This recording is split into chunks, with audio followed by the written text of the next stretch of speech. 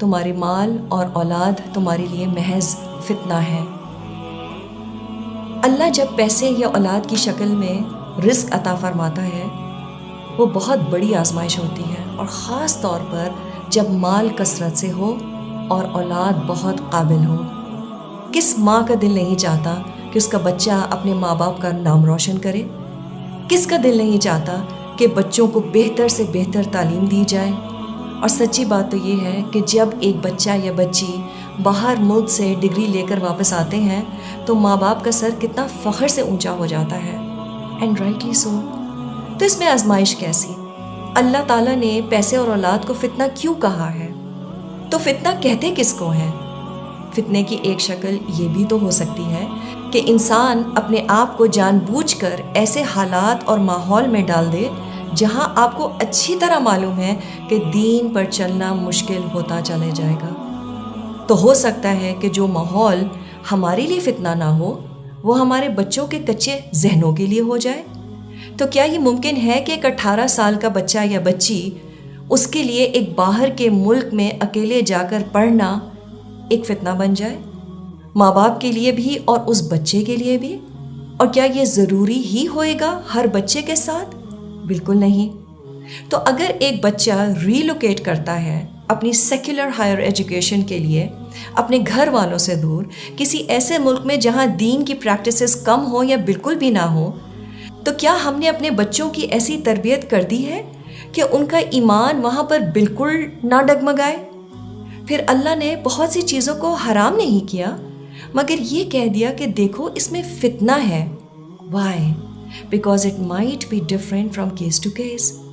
لیکن پھر بھی اس میں فتنہ ہے ضرور۔ تو دیکھ لو کہ تمہارے لیے یہ چانس لینا کتنا اہم ہے، اور اس بات کے لیے بھی تیار رہو کہ کیا کچھ ہاتھ سے جا سکتا ہے۔ کچھ لوگوں کا کہنا ہے کہ ہم کب تک بچوں کو اپنے سے باندھ کر رکھیں گے؟ ایک وقت آتا ہے جہاں اللہ پر چیزیں چھوڑنی پڑتی ہیں۔ I have yet to come across a mother جو اپنے ناسمجھ بچے کو بالکنی کی ریلنگ پر بیلنس کرنے دے یہ کہہ کے کہ اللہ پر چھوڑ دیا ہے۔ تو وہ چیزیں جو نہ اسلام میں فرض ہیں اور نہ انسان کا رزق یا معاشرے میں ایکسیپٹنس اس پر ڈیپینڈنٹ ہے، اس میں آخر کتنا ضروری ہے کہ ہم اپنے بچوں کے ایمان کو ٹیسٹ کریں، اور اس سے زیادہ یہ کہ ہم اللہ کو ٹیسٹ کریں۔ اب تو کچھ سکولز میں جو بچہ باہر پڑھنے نہیں جا رہا ہوتا he is literally looked down upon۔ اگر ہم واقعی کچھ طور طریقوں کو غیر اسلامی سمجھتے ہیں، مثال کے طور پر فری مکسنگ یا ایسی گیدرنگز میں اٹھنا بیٹھنا جہاں الکوہول اور نہ جانے کیا کچھ عام ہوتا ہے، انفیکٹ جو نہیں کر رہا ہوتا وہ کچھ بیوقوف سا لگ رہا ہوتا ہے، تو وہ بچہ جو اپنے شہر میں ہی پیئر پریشر کو ہینڈل نہیں کر پا رہا اسے پردیس میں بس اللہ بچا لے گا؟ کم آن، ہو آر وی کڈنگ؟ اور اللہ تو اتنا مہربان ہے کہ وہ پھر بھی بہت سے بچوں کو اس گند سے نکال کر واپس ہمارے پاس لے آتا ہے۔ اور اگر آپ کا بچہ انٹیکٹ واپس آ چکا ہے تو پلیز روز شکرانے کے سجدے کریں، کیونکہ ہم نے کوئی کسر نہیں چھوڑی اس بچے کے ایمان پر چانس لینے کی۔ کچھ لوگوں کا کہنا ہے کہ ہمارا اپنا ملک کسی ویسٹرن سوسائٹی سے کم نہیں ہے، تو کس رین فارسٹ میں اپنے بچے کو لے کر جائیں؟ جی یہ بالکل صحیح ہے کہ ہمارے اپنے حالات بہت خراب ہیں اور اسلام دور دور تک کچھ گھرانوں میں نظر نہیں آتا، لیکن اگر کوئی بچہ سلپ ہونے لگتا ہے تو کم از کم اس کے ماں باپ زیادہ نقصان ہونے سے پہلے اس کو تھام تو سکتے ہیں۔ A caring family around you makes a big difference۔ کچھ لوگ خود ریلوکیٹ کرتے ہیں تاکہ وہ بچے کو وہ گھر کا ماحول وہاں پہ دے سکیں، اور ہم یہاں ان بچوں کی تو بات بھی نہیں کر رہے جو پلے بڑے ہی ویسٹ میں ہوئے ہیں اپنے گھر والوں کے ساتھ، اینڈ انڈاؤٹیڈلی کچھ علاقے وہاں کے ہم سے بہتر ہیں دینی پریکٹسز میں۔ So it's not about us being better Muslims than them۔ لیکن گھر سے اتنا دور بچہ اگر بڑی مشکل میں بھی پڑ جائے، بری صحبت میں پڑ جائے، usually by the time parents know about it, if they know about it, the damage is sometimes irreparable۔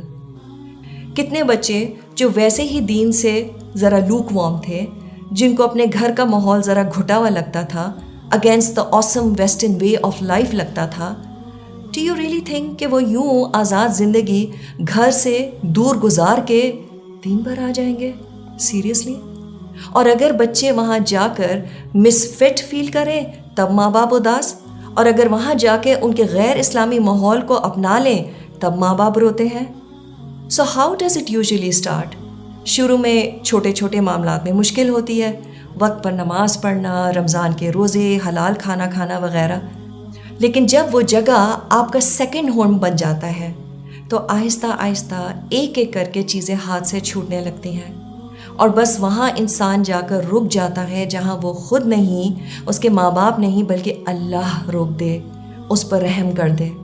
And by the way, there are Muslims who became atheist in their late teens and 20s. And you know why?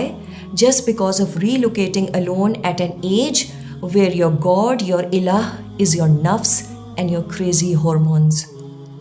And where did they relocate themselves? To non-Muslim majority areas. And for what?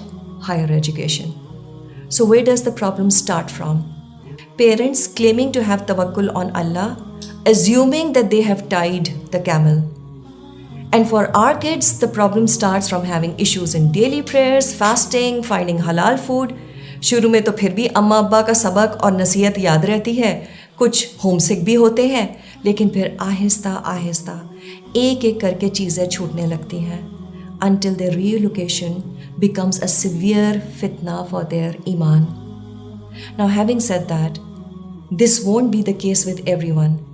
دو طرح کے ماں باپ ایسے ہیں جو اس فیصلے کو صحیح سمجھیں گے، اینڈ رائٹلی سو۔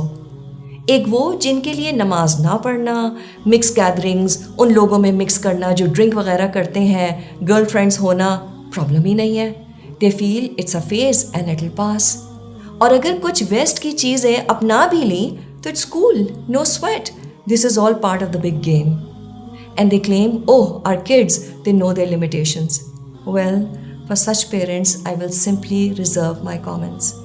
لیکن ایک اور سیٹ آف پیرنٹس ہیں جن کے بچوں کی تربیت ایسی ہوئی ہوتی ہے، ان میں وہ میچورٹی ہوتی ہے جس کی وجہ سے وہ ایسی جگہ جا کر اپنی ذمہ داری کو زیادہ محسوس کرتے ہیں، because they are now representing Islam, الحمد للہ۔ لیکن ایسے بچے آٹے میں نمک کے برابر ہوتے ہیں۔ سو یس، واٹ بیکمز اے فتنہ for one person can become a source of guidance for another person. تو ہر شخص کو اس کی اپنی اسٹرینتھس اور ویکنیسز پر دیکھنا پڑے گا، اور اس کا بہترین فیصلہ ماں باپ ہی کر سکتے ہیں، because it's their accountability in front of اللہ سبحانہ تعالیٰ ایٹ اسٹیک ٹو۔ ایک ماں خاص طور پر سینس کر لیتی ہے کہ اس کے بچے میں کتنی ریزیلینس ہے، اس میں دین کتنا ٹھکا ہوا ہے، کیا وہ واقعی اس بڑے جہاد کے لیے تیار ہے؟ Let's be honest and ask ourselves, is my child really ready for this? And am I ready for the consequences of this decision?